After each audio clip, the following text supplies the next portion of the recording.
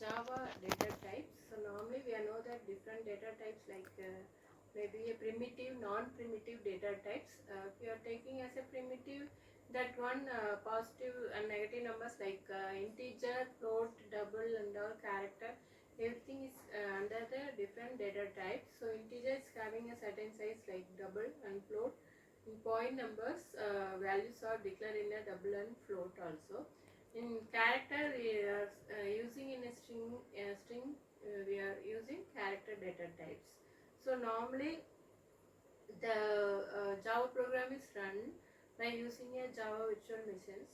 So Java some file name we can give, then it will, that is Java C file name we can give, it will compile that particular Java code and then it's creating the object code and finally it's run and output by using a Java file name. So Java C is compile the file and Java file name it's run the file and get the output in a output screen.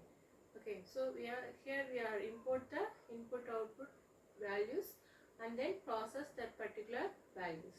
So finally we can get the output. So different data types. Now when you are using different data types for values calculation and any simple program, we are declaring a different variables and we have to give the data types of that particular variables and finally we can get an output.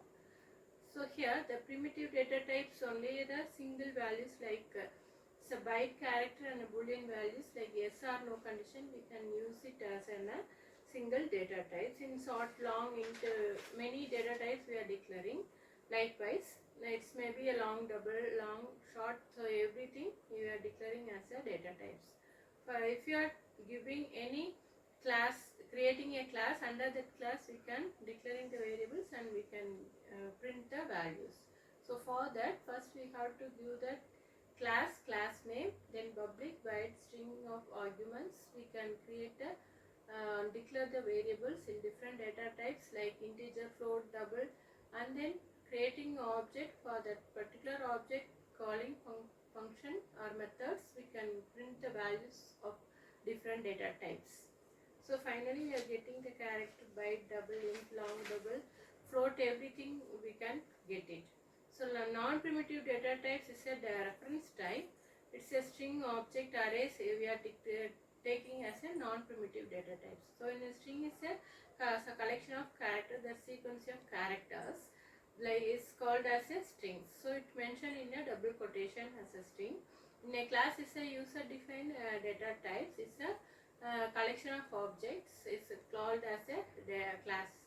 Class name we can declare.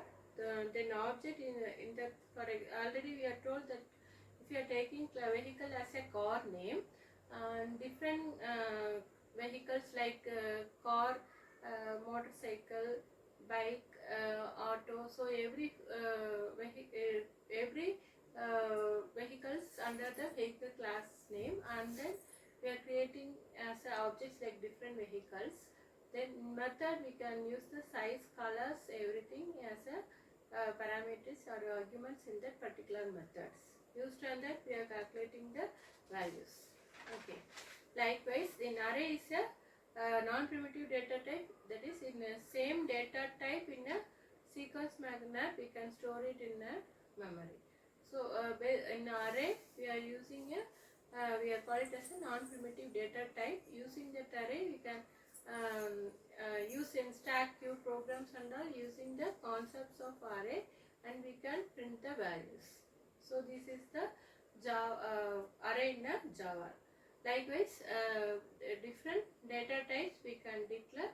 It's called as a primitive, non-primitive. Primitive, under the primitive, double, float, int, character, everything it will come. Likewise, non-primitive strings, arrays and all under the non-primitive data types. So we can use we can define that particular values, and then we can use the different operations. So in array and all, linked list and linear linked list, doubly linked list, every sequence of data in same data type manner of data we can use it as a array. So array is an important concept in the swapping, reversing numbers.